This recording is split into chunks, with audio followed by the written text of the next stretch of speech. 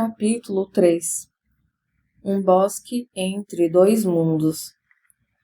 Tio André e o estúdio sumiram imediatamente. Por um momento, tudo ficou turvo. Diggory conseguiu ver uma suave luz verde vindo de cima e a escuridão embaixo.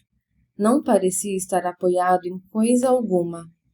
Nada lhe tocava, aparentemente. Acho que estou dentro d'água, pensou, ou debaixo d'água. Levou um susto, mas percebeu em seguida que estava sendo levado para cima. De súbito viu que tinha chegado ao ar livre e que se arrastava para a relva da margem de um pequeno lago. Quando se firmou nos pés, notou que não estava pingando, nem respingando sem fôlego. Como é de esperar que aconteça com quem tem estado dentro d'água? Suas roupas continuavam sequinhas. Estava à beira de um pequeno lago com uns 3 metros de largura, cercado por um bosque. As árvores ficavam tão próximas umas das outras que não podia ver o céu. A luz existente era a luz verde, coando-se através das folhas. O sol em cima devia ser muito brilhante, pois essa luz verde era intensa e cálida. Não é possível imaginar bosque mais calmo. Não havia pássaros, nem insetos, nem bichos, nem vento. Quase se podia sentir as árvores crescendo. O lago de onde acabara de sair não era o único. Eram muitos, todos bem próximos uns dos outros. Tinha-se a impressão de ouvir as árvores bebendo água com suas raízes. Mais tarde, sempre que tentava descrever esse bosque, Diggory dizia: era um lugar rico, rico como um panetone. O mais estranho de tudo era que Diggory tinha praticamente se esquecido de como viera parar ali. De qualquer modo, não se lembrava de Polly, de tio André ou mesmo de sua mãe. Não estava assustado, excitado ou curioso. Se alguém lhe tivesse perguntado de onde você veio, provavelmente teria respondido: nunca saí daqui. Ou, como disse depois, não era um lugar onde as coisas acontecem. As árvores vão crescendo, só isso. Depois de contemplar o bosque por um longo tempo, Diggory notou que havia uma menina sentada ao pé de uma árvore, ali pertinho. Seus olhos estavam semicerrados, como se estivesse entre a vigília e o sono. Olhou-a por um bom tempo e nada disse, até que ela falou com uma voz sonhadora e satisfeita. Acho que já vi você antes. Também acho que já vi você, replicou Diggory. Está aqui há muito tempo? Oh, sempre estive aqui, respondeu a menina. Pelo menos, não sei. Estou aqui há muito tempo. Eu também. Não, você não. Acabei de ver você saindo daquele lago. É, acho que você tem razão, disse Diggory com ar espantado. Tinha-me esquecido. Ficaram em silêncio por muito tempo. Escute, disse depois a garota. Será que já não nos encontramos antes? Tenho a impressão. É como se fosse um quadro na minha cabeça, de um menino e de uma menina iguaizinhos a nós dois, vivendo num lugar muito diferente daqui. Talvez não passe de um sonho. Também acho que sonhei a mesma coisa, afirmou Diggory. Sonhei com uma menina e um menino, vizinhos. E tem também umas vigas por onde os dois caminham. Lembro que a menina está com o rosto sujo. Não está confundindo? No meu sonho, é o menino que está com o rosto sujo. Não consigo me lembrar do rosto do menino, respondeu Diggory, e perguntou: que é aquilo? Ora, um porquinho da Índia. E era mesmo, um porquinho da Índia gordinho, farejando a relva. Bem no meio do animalzinho havia uma fita e, preso a ela, um reluzente anel amarelo. Olhe, olhe, gritou Diggory, o anel, e olhe aqui. Você também está com um anel amarelo e eu também. A menina sentou-se, interessada pela primeira vez. Ficaram olhando um para o outro, de olhos muito arregalados, tentando captar alguma lembrança, e acabaram gritando ao mesmo tempo: O senhor André! Tio André! Logo se deram conta de quem eram e começaram a relembrar o resto da história, depois de alguns minutos de animada conversa. Então Diggory contou a Polly de que maneira torpe tio André os levara até ali. — Que vamos fazer agora? Perguntou a menina. — Pegar o porquinho e ir para casa? — Não temos pressa, respondeu Diggory, com um grande bocejo. — Acho que temos.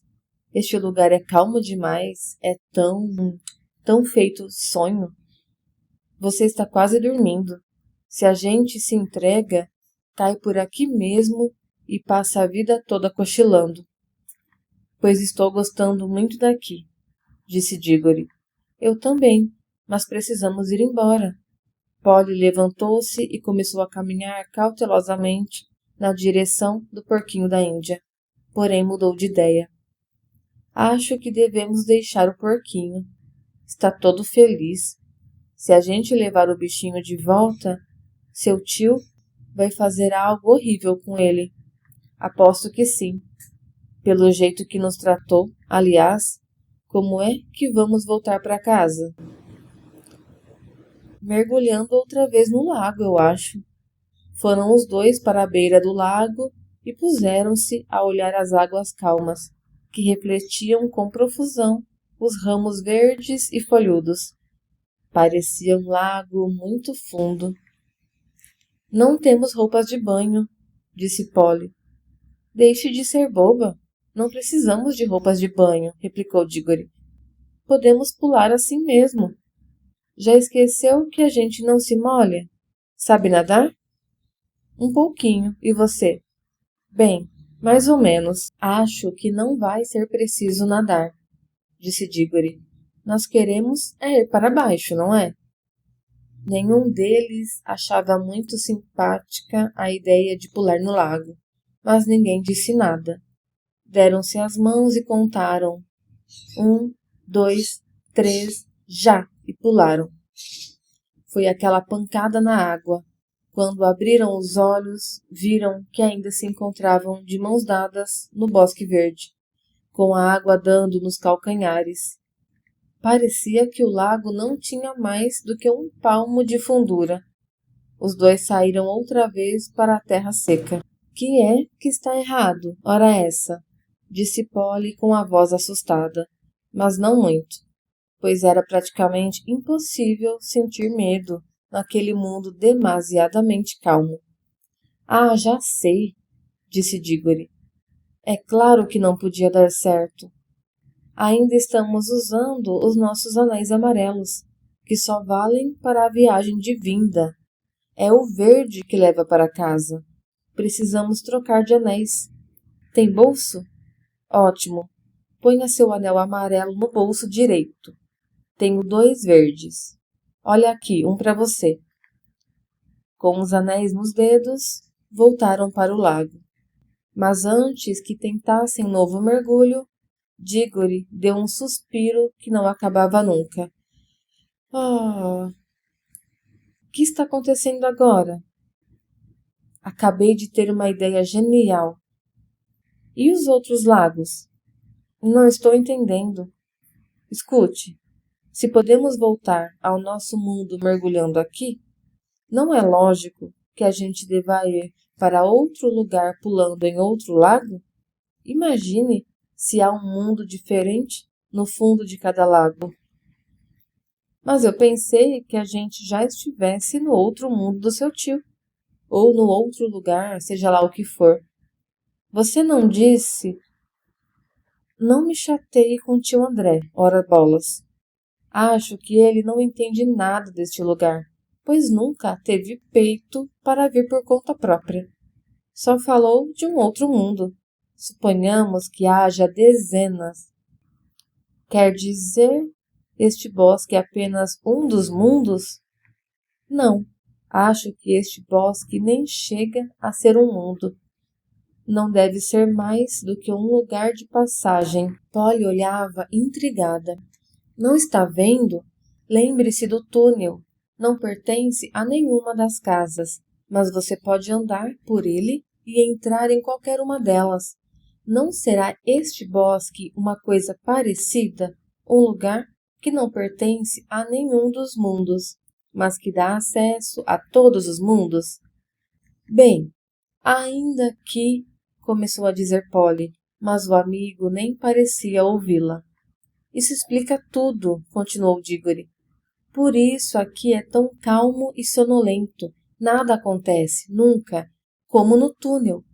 É dentro das casas que as pessoas conversam e fazem as coisas e comem. Nada existe nos lugares de passagem, atrás das paredes, em cima dos tetos ou debaixo do assoalho. Mas do nosso túnel podemos passar para todas as casas do quarteirão. Acho que daqui poderemos ir a um lugar fabuloso. Qual? Qualquer um. Não precisamos mergulhar no mesmo lago por onde chegamos, pelo menos não por enquanto. O bosque entre dois mundos, disse Polly, com um olhar sonhador bonito. Vamos logo. Que lago você prefere? Preste atenção. Eu é que não vou experimentar nenhum lago novo antes de ter certeza de poder voltar pelo lago antigo. Ainda nem sabemos se vai dar certo. Perfeito. Voltar para ser agarrado por tio André, que vai tomar os nossos anéis antes de a brincadeira ter começado. Isso não. A gente não podia ir pelo menos metade do caminho no nosso lago? Apelou Polly. Só para ver se funciona. Se funcionar, trocaremos de anéis e subiremos de novo antes de voltar ao estúdio do seu tio. Levamos bem pouco tempo para subir até aqui. Acho que não vai demorar nada para voltar. Diggory chegou a se atrapalhar um pouco antes de concordar com isso, mas não teve outro jeito, porque Polly se recusava a novas explorações em novos mundos, caso não tivesse a certeza de poder voltar ao antigo. Em se tratando de muitos perigos, era quase tão valente quanto ele. Marimbondos, por exemplo. Mas não estava interessada em descobrir coisas das quais nunca ninguém jamais ouvira falar. Diggory era do tipo que gostava de conhecer tudo e, quando cresceu, tornou-se o famoso professor Kirk, que aparece em outros livros. Depois de muita discussão, concordaram que deviam colocar os anéis, os verdes por segurança, disse Diggory, pois assim a gente não vai esquecer qual é qual, e mergulhar de mãos dadas. No entanto, quando calculassem estar de volta ao estúdio de tio André, Polly deveria dar um grito, trocar, e então tirariam os verdes e colocariam os amarelos. Polly fez questão de ter o comando dessa operação, contrariando Diggory. Colocaram os anéis verdes, deram-se as mãos e, mais uma vez, contaram com voz firme. 1, 2, 3, já! Dessa vez deu certo. É difícil contar como foi, pois tudo aconteceu com uma rapidez extraordinária. Primeiro houve luzes brilhantes num céu escuro. Diggory sempre achou que eram astros, jurando que chegou a ver Júpiter pertinho, a ponto de distinguir as luas do planeta. Mas quase instantaneamente começaram a surgir fileiras e mais fileiras de tetos, e puderam ver a Catedral de São Paulo. Era Londres lá embaixo, mas enxergavam também através das paredes de todas as casas. Viram o tio André, a princípio sombrio e fora de foco, mas ficando cada vez mais nítido. Antes que ele se tornasse de fato uma realidade, Polly gritou trocar, e trocaram os anéis. O nosso mundo foi se apagando mais uma vez, como num sonho, e a luz verde do alto ficou mais intensa, até que as cabeças apontaram fora d'água e ganharam a margem do lago. A operação toda não durou mais do que 1 minuto. Pronto! Exclamou Diggory. Tudo certo. Agora vamos à exploração. Qualquer lago serve. Vamos experimentar esse aqui? Um momento. Não vamos fazer uma marca neste lago? Ficaram pálidos e de olhos arregalados quando perceberam a extensão da loucura que Diggory esteve por cometer, pois existiam inúmeros lagos no bosque, todos iguais, e iguais também eram as árvores. Se não assinalassem o lago que conduzia ao nosso mundo, as possibilidades de encontrá-lo novamente seriam mínimas. A mão de Diggory tremia quando abriu o canivete e cortou uma boa braçada de relva na beira do lago. A terra, que cheirava deliciosamente, era de um vivo castanho avermelhado, que se distinguia contra o verde. Ainda bem que um de nós tem um pouco de juízo, disse Polly. Não fique aí contando prosa. Vamos logo ver o que há num desses lagos. Polly deu-lhe uma resposta ferina e ele respondeu com palavras ainda mais indelicadas. A briga durou vários minutos, mas seria aborrecido contar tudo aqui. Vamos saltar para o instante em que ambos, com o coração aos pulos e caretas de medo, puseram-se à beira do lago desconhecido, com os anéis amarelos nos dedos e de mãos dadas. 1, 2, 3, já! Splash! Mais uma vez não funcionou. Esse lago também parecia ser somente uma poça. Em vez de alcançar um mundo novo, só conseguiram molhar os pés e as pernas pela segunda vez aquela manhã. Se é que era de manhã. O tempo parece ser sempre o mesmo no bosque entre dois mundos. Que droga! Exclamou Diggory. O que está errado agora? Não pusemos os anéis amarelos? Ele não falou amarelos para as viagens para fora? Acontecia o seguinte. Tio André, que não entendia coisa nenhuma do bosque entre dois mundos, tinha uma ideia errada sobre os anéis. Os amarelos não eram anéis para ir para fora, e os verdes não eram para ir para casa, pelo menos não como ele pensava. A matéria-prima de que eram feitos ambos provinha do bosque. O material dos anéis amarelos tinha o poder de conduzir ao bosque.